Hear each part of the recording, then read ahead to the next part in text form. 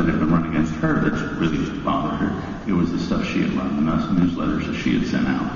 And she actually just had to retire before the last election because she just didn't want to go through it again. But the rule is you don't win, you don't serve. And so people have to make compromises, and those are the character challenges they face.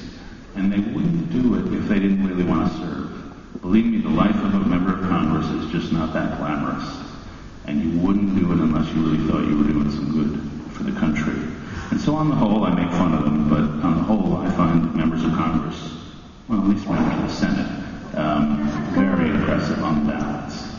I once asked John Corzine, who went from Goldman Sachs to the Senate, who's smarter, people at Goldman Sachs or people in the United States Senate? And he said, oh, it's about even. Now, of course, I was lying. That's not true. But members of the Senate are pretty smart anyway. And they are, in general, an impressive group of people, and it's something we're too cynical about. Now, one of the most impressive of the politicians I've ever covered in my life is Barack Obama. And I got to know him as a senator. This was before he entered Messiah status. And even in the White House, I think since he's been elected, I've had a chance to meet with him 4 times. I think he had a famous dinner with some mostly conservative columnists at George Will's house just before the inauguration, a couple days before. And we got a chance to spend 2 hours with him then. It was a great dinner. He sort of was carried in by cherubs. Oprah Winfrey and Bruce Springsteen were sprinkling rose petals. He immediately asked me, very considerate of him, he said, David, what sort of wine would you like me to turn your water into?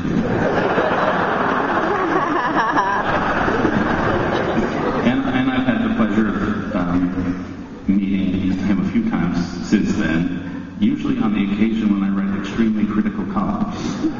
So they're not always the most, he doesn't always praise me as much as he should.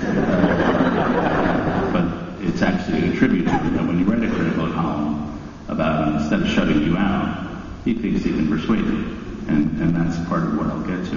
And there are some traits that we saw in the campaign that I've talked about before, and there are some traits that we've seen in the last few weeks and a few months that I think are part of the age of Obama. Now, the first trait is his tremendous perceptiveness.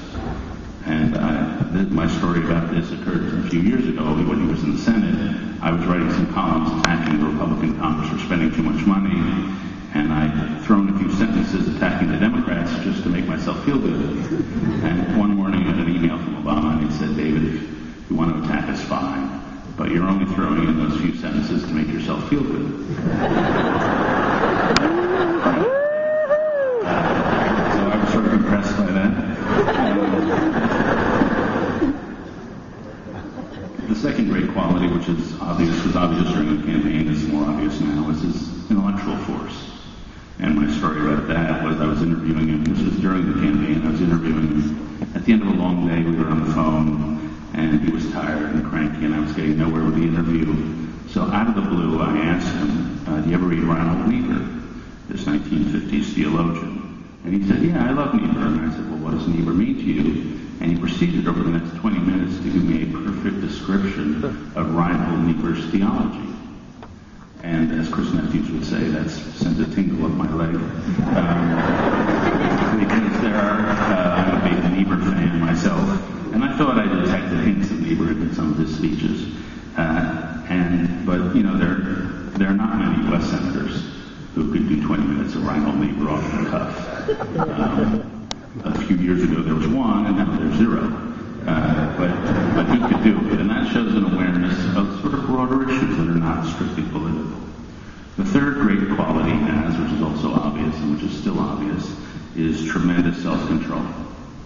I met a world leader who came through Washington just a few weeks ago, and he had just come back from the White House, and he had dinner with some journalists. And I said, what struck you about Obama?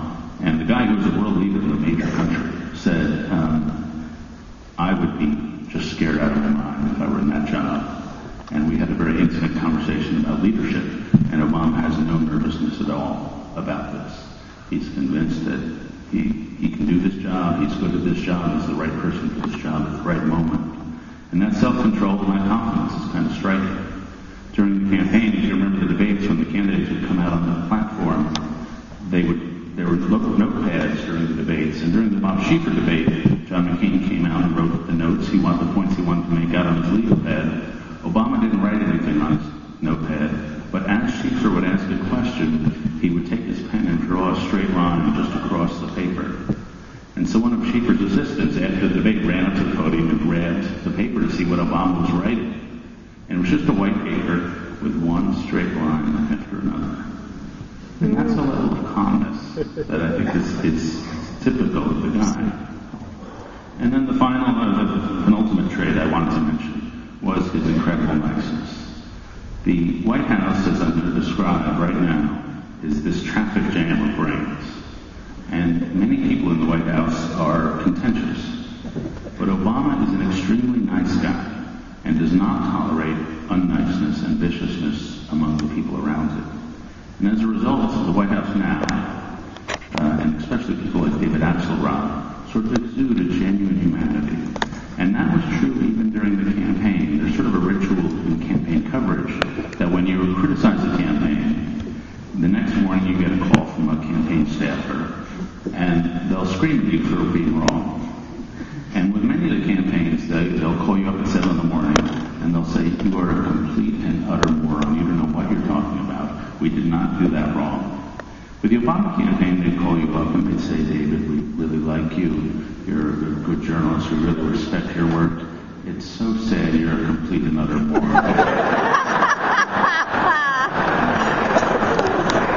That would make you feel good about yourself. And then the final trait, and this is the one I'm really going to talk about, is self-confidence. And he says things which open your eyes. Everybody who runs for president is really self-confident. But even by those standards, I think Barack Obama is off the chart. And he'll say things about winning people's votes, about handling any problem the world throws at him.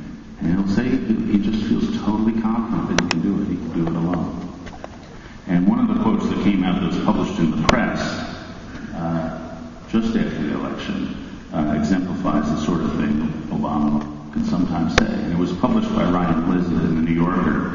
And here's Obama talking to one of his aides. This is Obama talking.